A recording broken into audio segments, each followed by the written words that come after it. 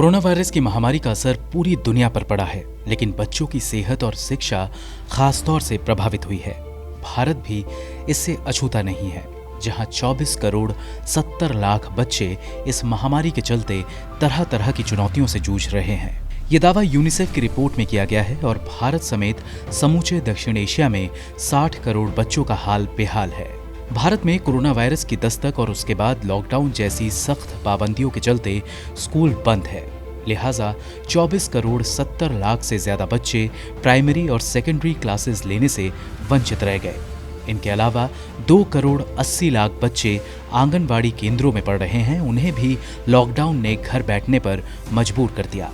इससे इतर 60 लाख बच्चे ऐसे हैं जो महामारी फैलने के पहले ही स्कूलों से दूर थे।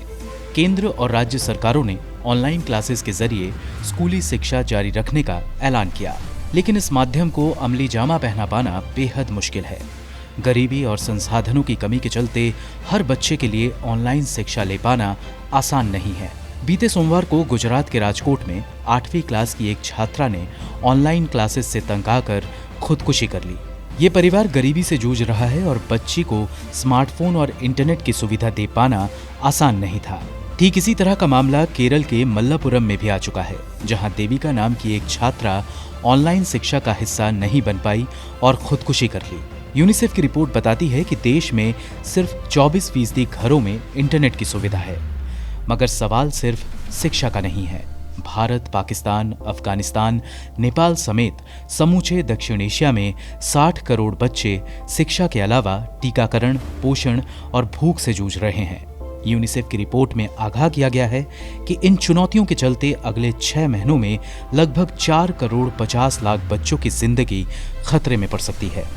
भारत में यूनिसेफ की प्रतिनिधि डॉक्टर यास्मीन अली हक ने कहा कि कोरोना वायरस की महामारी ने बच्चों के लिए बेहद मुश्किल हालात पैदा कर दिए हैं। हालांकि संक्रमण के मुकाबले दूसरे कारणों का असर बच्चों के विकास पर ज्यादा पड़ रहा है।